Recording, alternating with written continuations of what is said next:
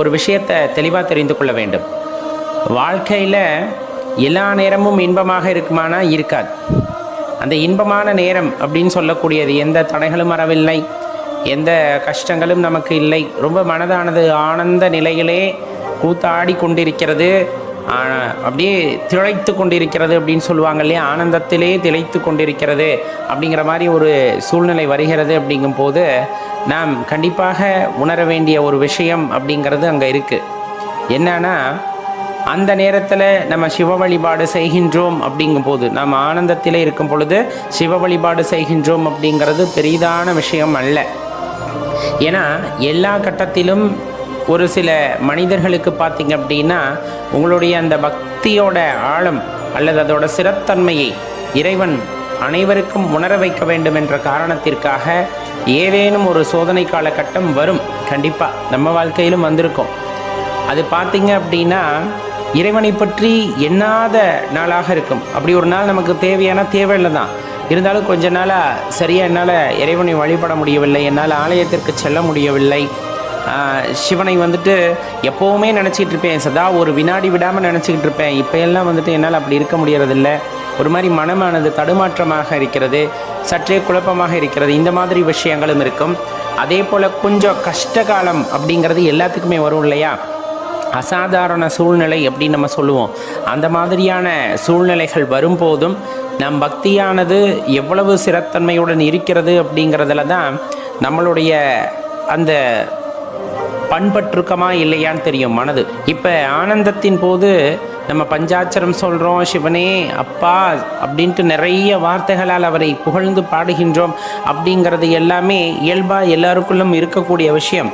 ஆனால் எந்த ஒரு சூழ்நிலை வரும்போது, அதாவது கொஞ்சம் தடுமாற்றமான சூழ்நிலை வரும் பொழுதும் அதே ஆனந்தத்துடன், அப்பா இது எல்லாம் நீ நடத்தி வைக்கிறது, அன்னைக்கு நான் சந்தோஷமாக இருந்தேன் அப்படின்னா அது நீ பண்ணின விஷயத்தினால தான் நான் சந்தோஷமாக இருந்தேன், இன்றைக்கி நான் கொஞ்சம் தடுமாற்றமாக உணர்றேன் அப்படின்னா கண்டிப்பாக இதுவும் நீ எனக்காக பண்ணக்கூடிய ஏதோ ஒரு நல்லது தான் அப்படிங்கிறத அந்த மனமானது ஏற்றுக்கொள்ள வேண்டும்.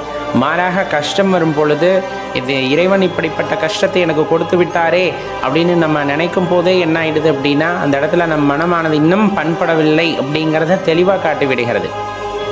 பண்பட்ட மனம் அப்படிங்கிறது தான் ஒரு உயர்நிலைக்கு நம்மை அழைத்து செல்லக்கூடியது அப்படிங்கிறத தெளிவாக தெரிஞ்சுக்கணும். இப்போ நிலமானது இருக்கிறது, கண்ணா பின்னான்னு இருக்குது அப்படின்னா அதில் நீங்கள் எந்த விதையை விதைச்சாலும் அது சரியான விளைச்சலை கொடுக்கப்படுவது இல்லை. மாறாக அந்த நிலமானது நல்ல பக்குவப்படுகிறது, பண்படுகிறது. அப்படிங்கும்போது நம்ம எந்த விதையை ஊன்றினாலும் அது சரியாக முளைத்து வருகிறது, அதை சரியாக நாம் பராமரிக்கும் போது அது விருட்சமாகவும் மாறுகிறது, பலன் தரக்கூடிய செடிகளாகவும் மாறுகிறது. அப்போ அந்த பக்குவ நிலை அப்படிங்கிறது பார்த்திங்க அப்படின்னா ரொம்ப முக்கியம். அது சோதனை காலகட்டமாக இருந்தாலும் சரி, நாம் சாதிக்கக்கூடிய காலகட்டமாக இருந்தாலும் சரி, எந்த ஒரு சந்தர்ப்பத்திலும் இறை மந்திரத்தை அல்லது சிவபெருமானை அப்படியே பிடித்தபடி நம்ம சொல்லுவோம் இல்லையா, உடும்பு பிடியாக பிடிச்சிருக்கோம், அது சந்தோஷமாக இருந்தாலும் சரி சிரிச்சுக்கிட்டே ஓம் நம சிவாய் அப்படிங்கிற மந்திரத்தை, சிவாய நமங்கிற மந்திரத்தை நான் சொல்லிக்கிட்டே தான் இருக்கேன். அதே சமயத்தில் எந்த ஒரு துன்பம் வந்தாலும் சரி, துன்பம்னா நம்ம சொல்கிறோம் இடர்காலம் அப்படிங்கிறது வந்தாலும் சரி, அது எவ்வளவு பிரச்சனை வந்தாலும் சரி, அந்த பிரச்சனைகளுக்கு மத்தியிலும் வந்துட்டு மனம் தளராமல் ஓம் நம சிவாய் அப்படிங்கிற மந்திரத்தை, சிவாய நமங்கிற மந்திரத்தை நான் தொடர்ந்து சொல்லி கொண்டே இருக்கின்றேன்னா ஒரே காரணம், நம் மனதானது பக்குவப்பட்டு விட்டது அப்படிங்கிறது தான். அந்த இடத்துல பக்குவப்படாத நெஞ்சத்தில் தான் தடுமாற்றம் வரும். இவ்வளவு வழிபட்டனே இறைவனை, எப்படி இவ்வளவு வழிபட்டனே, யாரும் என் அளவிற்கு இறைவனை வழிபட்டிருக்க மாட்டார்களே, ஆனாலும் இறைவன் எனக்கு மட்டும் ஏன் இவ்வளவு சோதனையை கொடுத்தார் அப்படிங்கிற மாதிரி எல்லாம் சில பேர்த்துக்கு என்ன தோன்றும், கண்டிப்பாக தோன்றும், இல்லைன்னா இல்லை. ஏன்னா சில பேர் சின்ன வயதிலே வந்துட்டு தனது மகனை இழந்து விடுகிறார்கள், மகளை இழந்து விடுகிறார்கள், கணவனை இழந்து விடுகிறார்கள், மனைவியை இழந்து விடுகிறார்கள். இந்த மாதிரி சூழ்நிலைகள் எல்லாம் ஏற்படுகின்றன. இது சொல்லும் போது எளிதாக சொல்லிடலாம் கர்மா அப்படின்ட்டு சொன்னாலும் ஒரு ஆழமான நட்பு பாசம், ஏன்னா நம்ம எல்லா ஜீவராசிகளையும் சிவமாக பாவியுங்கள் அப்படின்னு சொல்கிறோம், அன்பு செலுத்துங்கள்னு.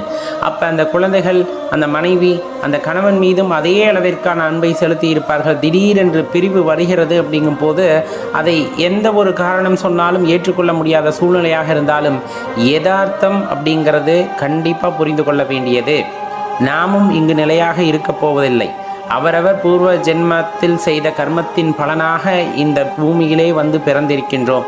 அவரவருக்கு தலையிலே எழுதப்பட்ட அந்த நாள் வரும் பொழுது யாராக இருந்தாலும் சென்றுதான் ஆக வேண்டும் அப்படிங்கிற யதார்த்தமானது பிறதொரு நேரத்திலே அதே சிவபெருமானாக இருக்கின்ற அந்த மனிதருக்கு வந்துட்டு தெரிய வருகிறது. இப்போ வந்துட்டு எப்படி சிவபெருமானை நிந்திக்கிறோமோ, நிந்திக்கலாம் செய்ய மாட்டோம், நல்லா பக்குவப்பட்டவங்க இருந்தாலும் அந்த தடுமாற்றத்தில் இருக்கக்கூடியவர் இறைவன் இப்படி பண்ணிட்டாரே, இவ்வளோ வழிபட்டதுக்கு எனக்கு கொடுத்த பரிசு இதுதானா, என் உறவை பறித்து கொண்டாரே, இந்த மாதிரியெல்லாம் தடுமாற்றம் வரும் பொழுதும் கூட பக்கத்துணையாக அருகாமையிலே சிவனடியார்கள் இருந்து அவர்களை தேற்றுவார்கள். காரணம், இந்த உலக உண்மையை புரிந்து கொள்ள வேண்டும் என்பதற்காக. வந்தவர் போவார், போனவர் வருவார். அவரவர் செய்த வினை பயனின் காரணமாக இந்த பூமியிலே வந்துதான் அவர்களின் பாவத்தை கழித்து கொள்ள முடியும் அல்லது அவர்கள் கர்மத்தை கழித்து கொள்ள முடியும் அப்படிங்கிறத தெரிந்து கொள்ள வேண்டும். அப்படிப்பட்ட சூழ்நிலை வந்திருக்கும் போதும் கூட அமைதியாக பொறுமையாக அணுகி இறைவனை வந்துட்டு, நீ இருக்கின்றாய், எது நடந்தாலும் நல்லதுக்காகத்தான் நடக்கும், ஏதோ ஒரு கர்மத்தின் காரணமாக இது நடந்து விட்டது அப்படிங்கிறத நான் ஏற்றுக்கொள்கின்றேன், ஆனால் என்னை கைவிட்டு மட்டும் விடாதே. நான் எப்படி உன் பாதங்களை சிக்கன பற்றி கொண்டேனோ அதே போல் இந்த பிள்ளையை நீ சிக்கன பிடித்து கொள்ள வேண்டும். இந்த பிள்ளையானது எப்பொழுதும் தடுமாற்றத்திற்கு உட்படக்கூடாது. அந்த மனதிலே தடுமாற்றம் வந்தாலும் உன்னை தவிர வேறு யாரையும் நான் மனதாலும் கூட நினைத்து பார்க்க கூடாது அப்படிங்கிற அந்த விண்ணப்பத்தை இறைவனிடம் வைத்து கொண்டால், நான் சொன்ன இப்படிப்பட்ட சூழ்நிலைகள் அல்ல, பணம் பொருளை இழந்தாலும் சரி, புகழை இழந்தாலும் சரி, உறவுகளை இழந்தாலும் சரி, எந்த ஒரு சூழ்நிலை ஏற்பட்டாலும் அது காலத்தின் கட்டாயமாக இருக்கலாம். வந்தவர் போவார், போனவர் வருவார். ஆனாலும் இங்கு நிலையாக இருப்பவர் யாரும் இல்லை. நிலையாக இருக்கிறவர் ஒரே ஒருவர் தான் என்றால் அவன் சிவபெருமானாக மட்டும்தான் இருக்க முடியும்.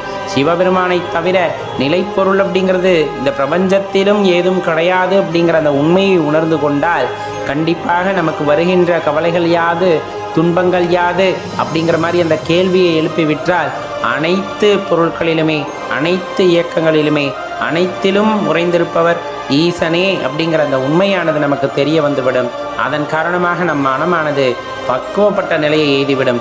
எந்த சூழ்நிலையில் ஒரு மனம் பக்குவப்பட்டதாக மாறுகிறது என்றால், இன்பம் வருகின்ற போதும் துன்பம் வருகின்ற போதும் சிவனே அப்படின்னு சொல்லக்கூடிய அந்த மனமானது பக்குவப்பட்ட மனதாக இருக்கும். அதுதான் அடுத்த நிலைக்கு நம்மை விட்டு செல்லும் அப்படிங்கிறத மறந்துவிட வேண்டாம் நண்பர்களே.